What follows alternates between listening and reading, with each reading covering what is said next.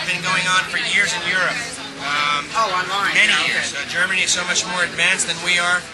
Where 85 or more % of their homes run on bio. They don't, they're running on solar. So everyone's getting away from the petro and they're leaning more towards that. So a lot of good information is coming out of Germany, and just kind of follow what they're doing. Where do I get bio? Bio sold to a couple of distributors. Where do you live? New Hampshire. Not sure. That's a stumper for me. I check it out. I Google it and see who's available. Right now, what's the popular thing that's going on now is they're introducing bio blends, the B fuels. So it's a B mixture. And a lot of your traditional mom and pop oil companies are using and distributing those mixes because they were trying to increase the use of it. How's the price per gallon? On the B blends? Or on the straight up bio? Half. It's half. So I'm paying like $2.80 a gallon, you're talking. Well, if you made your own B100, you made your own bio, you're looking at, what we just say, about $70 to $1.05 a gallon. Yeah. You're saying make it, how do I? Well, one of these processors, and with our setup, you can make it yourself. We start with the raw product from the restaurant waste material. So you get the waste oil from the restaurants. That's where we start. Running through a small filter like a pasta strainer almost. We get the heavy particles out, and then we start the refining process. Enter it into that one. That's kind of what we did this morning. We got it in that tank. What's the next step, Tom? We're going to add a little alcohol to this? Yeah, that's a catalyst injection lid, and we hook it up to the alcohol, and the pressure, you turn that switch on down there. Yeah, you can unscrew it. That's what the actual reaction. And go through there. Okay. And we start, and that's the first start of the process. So then we're going to mix it up with some alcohol. Then we're going to add, what's the next one we add at the farm? Thanks, man. Tom? We have 3 options to add to the next chemical that we got to add. We have 3 options. Tom will tell you what our options are.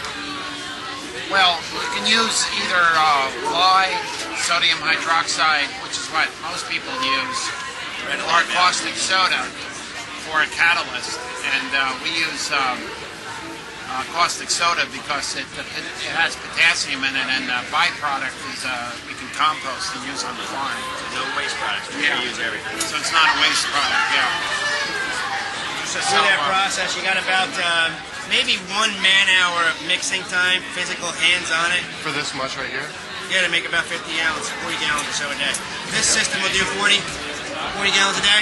40 gallons a day with a single tank, or 80 with a double tank. Yeah. Not bad. How stable is this stuff? Very stable. You can drink it. Its flash point is over 300 degrees Fahrenheit. Okay. What do you want to know?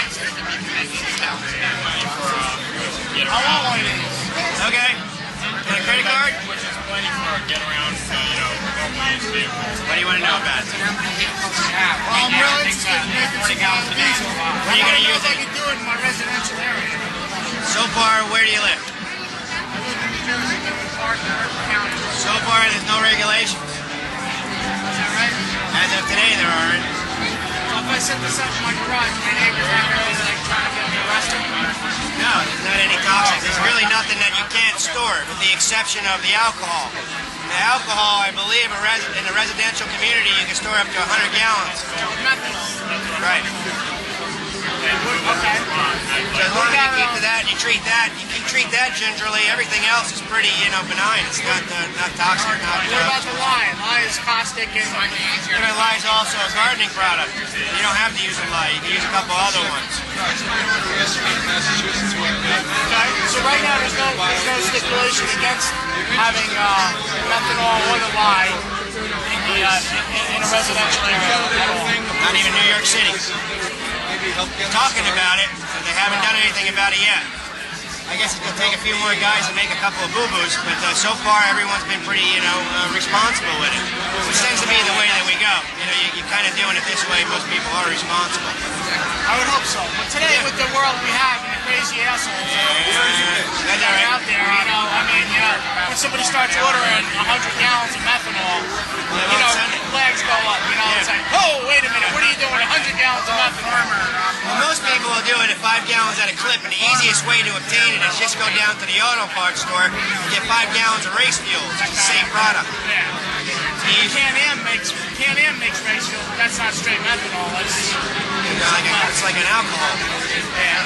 The same that they use in the dragsters. Yeah, it's a little bit different though. Tom will know better. He knows those chemicals a little bit better than I would. My area is the combustion process, getting it to burn. What do you want Talk to burn? about that. Burner. Simple conversions. If you make good fuel, almost not very many parts to change. It's more of a setup process. It's got to be set up with a combustion analyzer, so you plug it into the computer. And it takes a little bit of work to exact it right in, but once I get it exacted in, I set the parameters, give a printout, and then the next guy knows exactly what needs to be done. As long as you keep your fuel batches consistent, there's almost little or no problems or side effects that I've seen so far in a couple of years. I have a Carlin burner similar to this, a little older than this, and I have the same Suntech bar. And I'd like to be able to, run this through my burner. And I guess it's just a matter of tweaking some of your adjustments here. it all depends. From fuel to fuel, it's different. From burner to burner, it's different. From combustion chamber to combustion chamber, it's different. Your car is an easy conversion because we got the internal combustion engine. We put things under pressure. And when something's under pressure, it's easy to explode. It's easier to explode. What we're dealing with here is an open air combustion. So we got to get the air-fuel ratio just right. And then we also need to get the point of ignition at the right point also. Right. So it's those 3 points, and that's where the time-consuming part takes. What's the spread on your electrodes? Pretty close? It varies. It You varies. got to tweak it, right? You got to play with it and check You the do. flame. You also got to check it with. It really should be set up with an analyzer. You can try it by eye, and you'll get it to ignite. Right. But if you go in this direction, you might as well call someone in, a combustion analyst, after you got the thing running, come in and just make the adjustments for you. I can do it myself. You got an analyst? You got an analyzer? Yeah, right here. Kind of watch the flames, see Yeah. what color it is. Where'd you get the eye chart from? I've been looking for one of those eye charts for the longest time. I'll go behind guys that set it up by eye, and I'll increase the efficiency by 20–30%. Combustion efficiency. You can get it to fire. You'll get it to fire. You can get anything to burn. But to get it to burn effectively. I agree with you. Where do you get the analyzer? Analyzer. Is that you? That one's me. Oh, you're in Goshen. You're close. Yeah. Oh, cool. I work out of Milford all the time, and you get me on the day when I'm out on the boat, I'll swing right over. Greenwood Lake. When I'm out on the boat. Yeah. Nice. That's the next thing I'm going to convert to biodiesel. I already bought. It's in Greenwood. I got a little ski boat that we play in Greenwood. But next year I'm going to put the Chris Craft, trying to find the right diesel engine, and I'm going to convert my boat to a diesel engine. That's why I pay $1 for my fuel instead of $6 on the river. I just got a nice hookup, nice resource for about 100 gallons or more every week of used cooking oil, which is decent. That's sweet. Yeah. For nothing. Yeah. They'll give it to me, which is great. What does this thing cost? You set yourself up for about $3,000. Come out to one of our workshops. You'll see exactly what we got going on. Sign up on a sign-up sheet.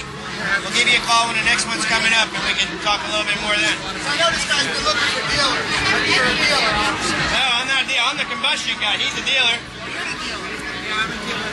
I'm Rick. Nice to meet you. Hi. For deals for fuel myself too. On and off for 15 years in cars. I keep toying with the idea of going the next step. Go the next step. You'll never regret it. I don't know anyone that went this direction and ever regretted it. And they may have gone through some growing pains. The worst ones that I've seen are more people trying to convert with home heating. I've seen a lot of those nightmare stories. They're not even that bad. I spend a day with them and we get them back to normal. We get them back to where they need to be. But the internal combustion engine, that's an easy one. I did it originally. The first car I did it was about 15 years ago. I took a Volvo diesel wagon. There you go. I was using a 6-cylinder VW diesel. And I set up my own filtering process. I go down to 2 microns. I go 40,000 miles without changing fuel. Very good. What kind of mileage you getting out of that? On the Volvo, just about the same as regular petrol diesel. I'm also playing with, for the last 4 years,